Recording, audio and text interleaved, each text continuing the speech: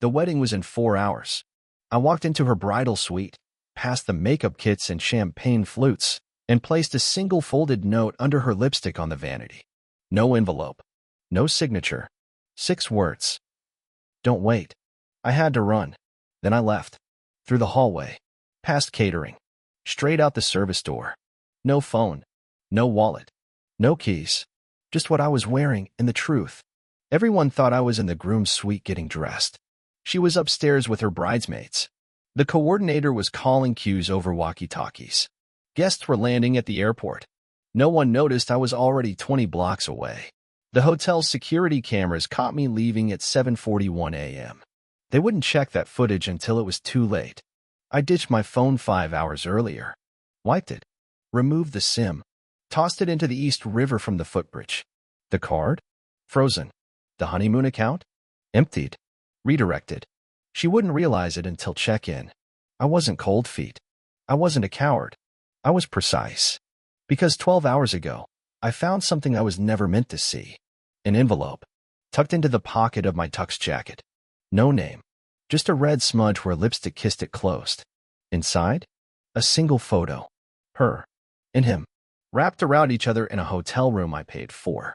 No timestamps. But I didn't need one.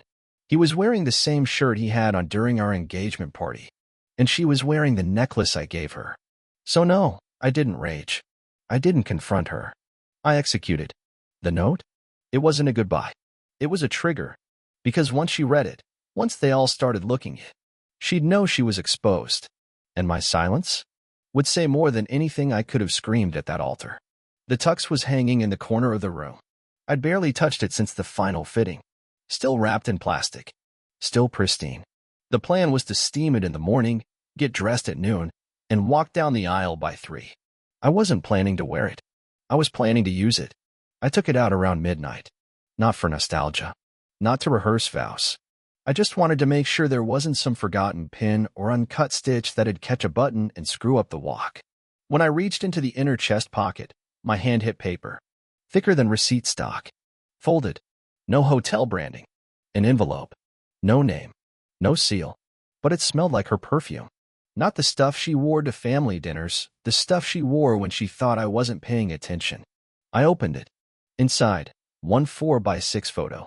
Her, topless, twisted in a bed I recognized, and him, half in frame, shirtless, smiling, like he knew he was untouchable. He was my best man. My brother from another mother, as he used to call it. The one I'd known since 8th grade. The one who gave the speech at our engagement party. The one who helped me design her ring. I sat down. Didn't blink for 30 seconds. The air in the room didn't change, but everything around me felt like it was tilting. Not rage. Not heartbreak. Just silence. Who put this here? Why now? Why not earlier? And then it hit me. She wanted me to find it. Or he did. Or someone did. It wasn't a threat. It was a pressure test. A way to find out if I'd still go through with it after seeing what they were doing behind my back. Maybe they thought I'd be too embarrassed to cancel. Maybe they thought I'd swallow it for the sake of the day, the guests, the money, the spectacle. Or maybe they just wanted to see if I'd snap. I didn't. I went cold. Grabbed my laptop. Started cataloging passwords. Accounts. Dates. Paper trails. Everything I'd ever shared with her. I started digging through it like a forensic team combing a murder scene. It wasn't just a one-time thing. There were texts from weeks earlier. Screenshots of video calls. A hotel receipt from a date she claimed she was visiting her sister in Philly. They weren't sloppy, but they weren't careful enough. I made a folder. Wedding, don't delete. I backed it up on 3 drives. One for me. One for the lawyer I hadn't hired yet. One for the fail-safe. At 3:04 a.m., I shut the laptop. I didn't drink. Didn't rage post. Didn't call anyone. Just sat on the bed and stared at my tux, still hanging on the hook like it was waiting for someone who died. She was asleep upstairs. He was probably in his room, practicing the toast he was going to give tomorrow. I smiled. Let them sleep. She used the same password for everything. She claimed she was bad with tech, didn't trust password managers. Always recycled the same 8 characters, her high school mascot and her graduation year, followed by an exclamation point. I used it once years ago to log into her Spotify and make a playlist for our anniversary. This time, I used it to open her iCloud. I waited until 4:20 a.m. to try it. Logged into her account on an old tablet she left at my place months ago. Still synced. Still charged. I entered the password. It opened without two-factor. First thing I checked. Messages. There were 3 archived conversations that didn't show up on her phone. Marked private. Pinned. I opened the first one. His name. C. No profile pic. Just a gray bubble. But I recognized the number. It used to be mine, back when we shared a plan, and I gave it up after we moved in together. He was using my old number. The thread was long, flirty, dirty, dangerous, and old.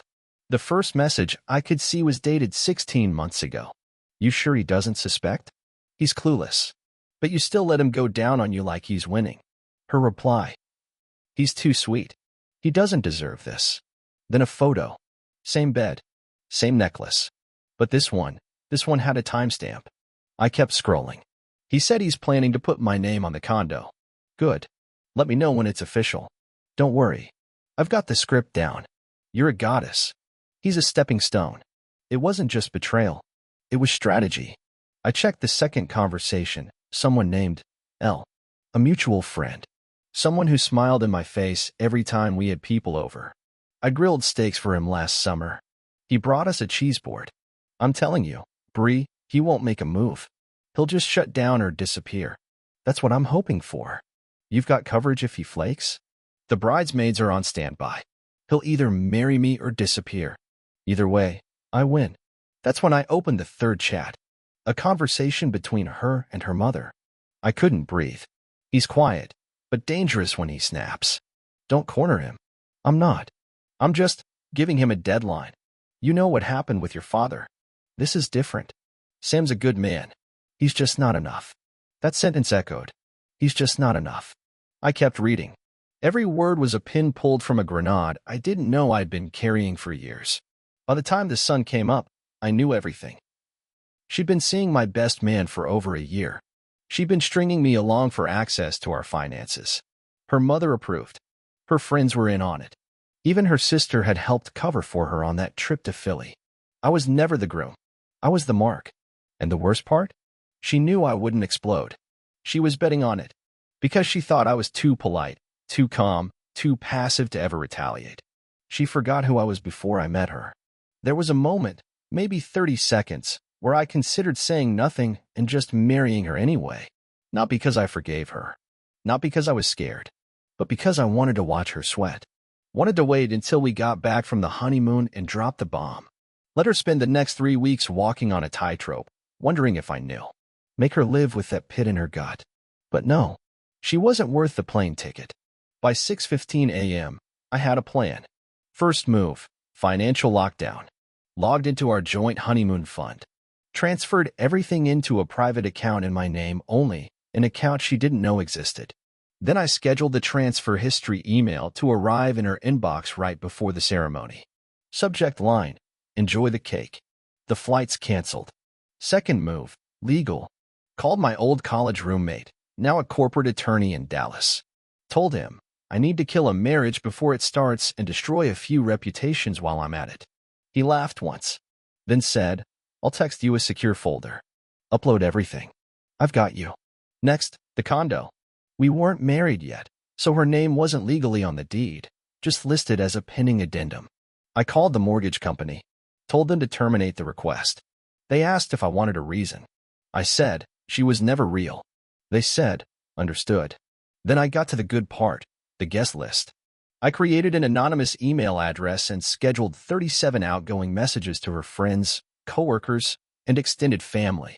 Everyone included screenshots of her texts, her messages to see, her conversation with her mother. Each email ended the same. You're attending a performance, not a wedding. The groom's role has been canceled. I kept going. Canceled the champagne delivery. Tipped the florist double to deliver black roses instead of white. Sent the band a rewritten set list with one new addition. Before he cheats, instrumental only. Then I contacted the venue.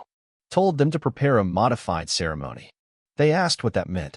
I said, she'll find out when she walks down the aisle alone. At 9:47 a.m., I made one last call. Her father. We'd never been close. He always looked at me like I was hired help. I said, "Tell your daughter to read the note on her vanity before she puts on the dress. If she doesn't, the ceremony's going to end with her in tears, and not the kind that make it into albums." He was silent for a full 10 seconds, then said, "Understood." By 10:30 a.m., I was out. Backpack, burner phone, train ticket, disconnected, but not hidden, because I wanted her to wonder.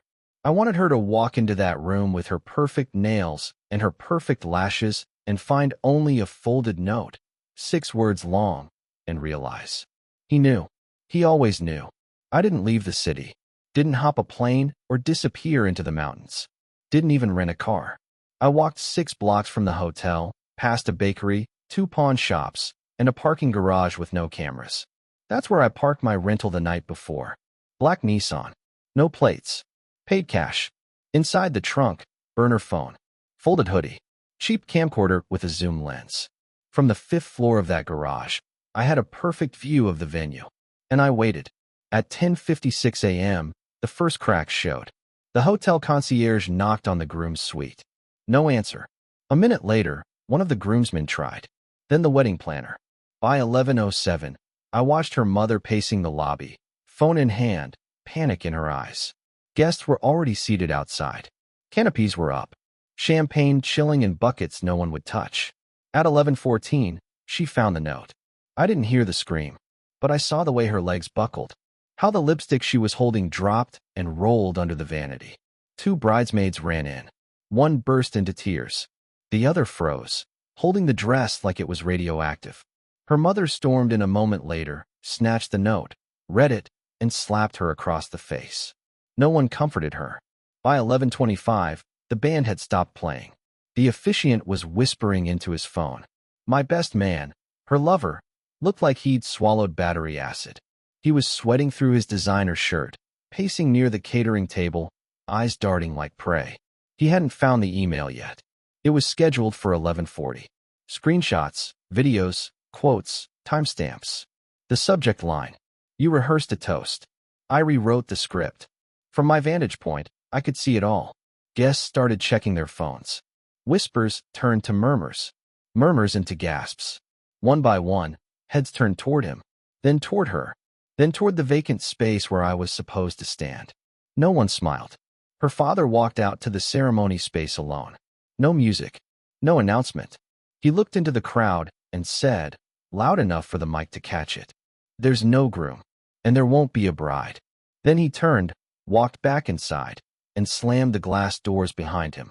It was over. No ceremony. No reception. No bouquet toss. Just one humiliated woman in a white dress, a collapsing social circle, and a fiancé she'd never see again. Except I wasn't gone. I was watching, recording, cataloging every second. Because this wasn't just payback. This was evidence. And the next phase? That would leave scars. The story hit the local news by nightfall. Runaway groom leaves note, vanishes before ceremony. They aired a shot of the venue's front gates. Cut to footage of her crying in her dress, being ushered into a black SUV by her sister. Then back to the anchor, who called it an unresolved mystery, tragic and heartbreaking. They didn't know the half of it. She wasn't heartbroken. She was cornered. And the game was still in play. 3 nights later, she staged a vigil. Someone lit candles. Someone else booked a violinist. They held it in the church courtyard where we'd planned our rehearsal dinner. Friends, family, photographers, fake tears, carefully curated grief. She wore a loose white dress and held a framed picture of me, the one from our engagement shoot where I'm laughing like a man who hadn't seen the knife yet. She said things like, "Sam is the love of my life. We had something real. I just want answers. If you're out there, please come home." Every word was performance. Every breath rehearsed. At 7:44 p.m., a package was delivered to the podium. Plain box. No return label. She looked confused. Nervous. The crowd went quiet. She opened it. Inside, a single USB stick. And a folded note with a familiar 6-word message. "Don't wait." I had to run. She didn't want to play it. But someone, probably the friend I paid, urged her to. They plugged it into the church's AV system. The screen behind the altar flickered on.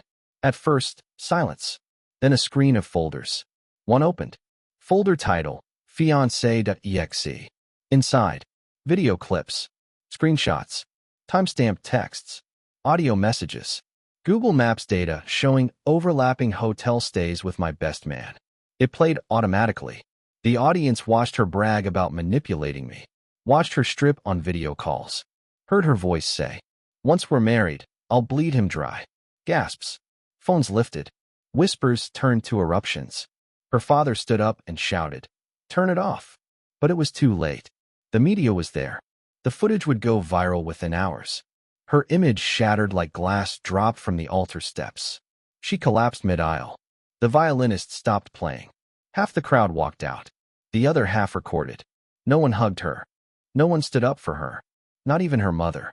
The same people who toasted her 3 days ago were now deleting photos and changing captions from #bride-to-be to #prayers. By midnight, her phone was disconnected. The next day, her job put her on indefinite leave. The podcast she co-hosted pulled all her episodes. The venue banned her name from bookings. Her best man blocked her on everything. She posted a selfie 2 days later. Red eyes, no makeup. Caption: "He ruined my life." I didn't reply. I just hit save. Because the game wasn't over yet. It was just warming up. They called it a healing brunch. The venue? Some upscale rooftop spot her friend rented out for close circles only. Brunch buffet, soft jazz, color-coded wristbands. Green for support, yellow for questions, red for please give her space. She wore all white again. Of course she did. She sat at the head of the table surrounded by former bridesmaids, sipping from a mimosa glass like she hadn't just been publicly outed as a liar, cheater, and fraud. I wasn't on the guest list. Didn't matter. I walked in at 11:32 a.m., wearing the exact tux I would have worn on our wedding day. It was tailored, crisp, not a wrinkle. I took a slow step forward. Every eye locked on me like I was a ghost. The jazz stopped. Forks froze midair. Her glass dropped and shattered. She whispered, "Sam?" I didn't respond. I handed the hostess a small velvet box, one that looked exactly like a ring case. But it wasn't a proposal. It was a flash drive, carved into a silver setting. Inside, the second dump. The real file. Everything I hadn't released. Her financials. Screenshots of her instructing friends to delete evidence. A voice note where she says, "He's too soft. I'll wreck him and spin the story." People believe crying brides. I walked past the champagne table, past her frozen friends, and placed the box directly in front of her eggs Benedict.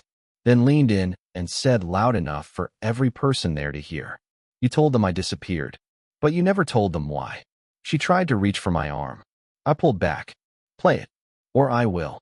Then I turned, walked to the balcony, dropped a second copy of the flash drive into her purse on the way out.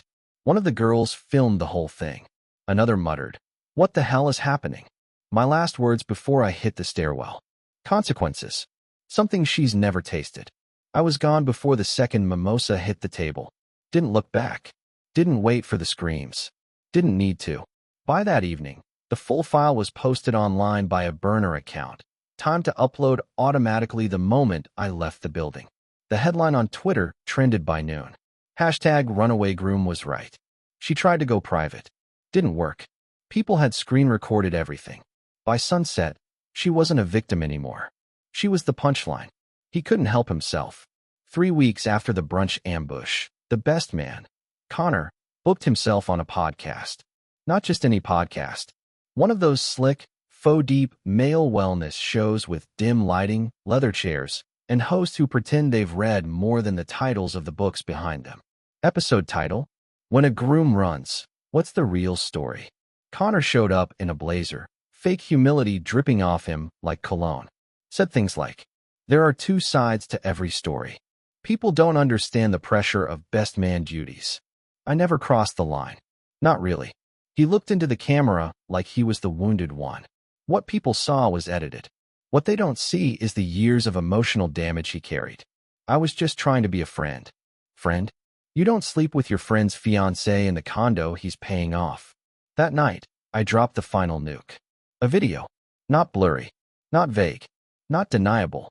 Shot from a mounted camera in my own guest bedroom. Date stamped. Clear audio. Him. Her. Calling me by name. Laughing about how I probably left his lunch in the microwave again while they tangled in my sheets. I let it play for 43 seconds. Just long enough to kill his PR stunt, his smug look, and whatever sponsorships he thought he was going to sign after the interview. The upload. Anonymous burner account. Same style as the others. Posted to Twitter, Reddit, Instagram, and dumped in every group chat I'd quietly infiltrated during wedding prep. Within hours, the podcast deleted the episode. His personal brand site was taken offline. He posted a note on Instagram that said, "Taking time to heal. Be kind." Be kind? He wasn't thinking about kindness when he bragged about breaking her in before the honeymoon. He wasn't crying when he handed me the ring box at the rehearsal and whispered, "She's 1 in a million, bro." He wasn't kind. He was calculated. And the audience knew it. The comments were merciless. He's not sorry. He's exposed. This man really fumbled being the villain and the victim in one episode. Imagine getting caught on camera and still showing up to do PR. Delusional. He went dark for good the next morning. Deleted his socials. Ghosted his team. Blocked her. As for her, she made one last attempt to flip the narrative. An op-ed. Title. He left me at the altar, but I found myself. She claimed she'd been manipulated. Gaslit. That my revenge campaign was abusive. She even used the word narcissist. I didn't respond. I didn't have to. The screenshots of her narcissist calling me predictable, sweet, safe, while planning to drain my accounts were already out there. The receipts did the talking. It was 10:43 p.m. on a Tuesday. Rain, thick and relentless, tapping the window like it was in on the drama. I hadn't heard from her in 2 weeks, not since the op-ed tanked, not since her podcast co-host released a statement cutting ties, and definitely not since Connor's little PR stunt lit itself on fire. Then came the knock. 3 light taps. Then silence. Then again a harder. I didn't move. Didn't shift.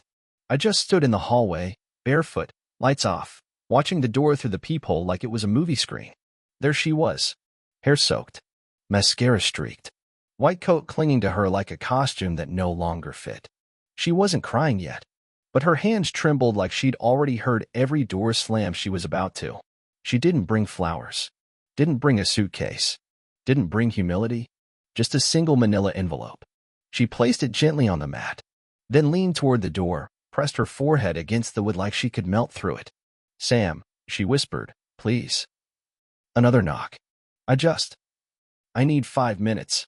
That's all. 5 minutes? She took 18 months of my loyalty, trust, and money. She took my best man, my plans, my home, my name. And she wanted 5 minutes? I didn't open the door. Not because I was angry. Because I was done.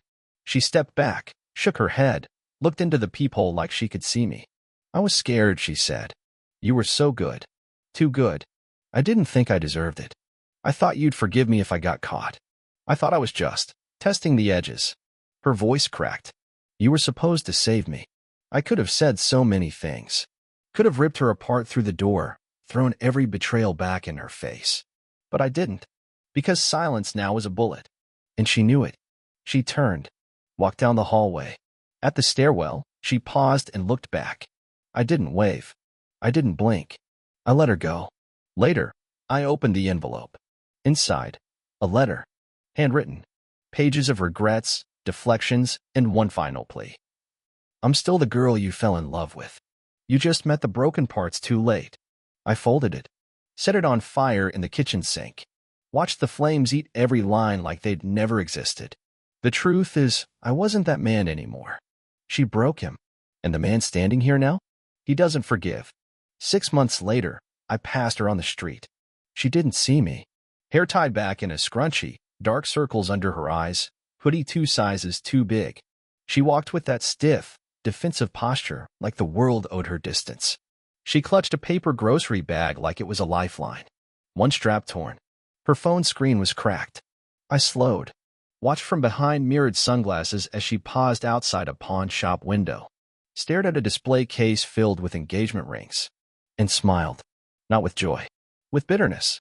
The kind you taste when the applause stops and the curtain doesn't rise again. She never rebuilt the image.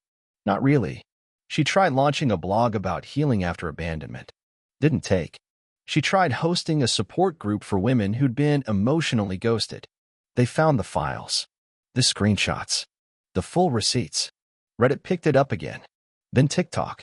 Then a podcast hosted by two lawyers broke it all down. Her quotes were played side by side with the footage. Her face split-screened with her messages. Public perception didn't just turn, it curdled.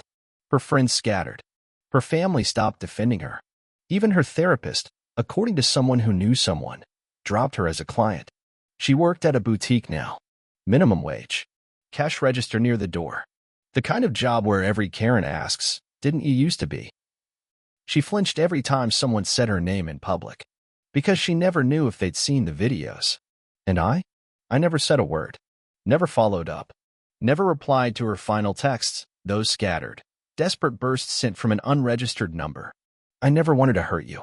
Please let me explain. I can't sleep. I can't breathe. Do you hate me that much? No, I didn't hate her. I just stopped protecting her. Because that's what I'd done for too long. Protected her image. Shielded her from consequences. Made excuses for stress and pressure and poor judgment. She mistook kindness for weakness. Mistook grace for surrender. Mistook silence for stupidity. So I gave her what she feared most. Accountability. She wasn't ruined. I didn't ruin her. She was just seen clearly, fully, truthfully for the first time. And when the light hit, she evaporated. I moved cities. New name on the mailbox. No social media. No trail. I work remote. I read more. I sleep better. Sometimes I date.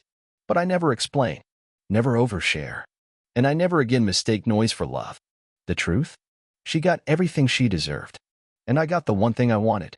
Silence.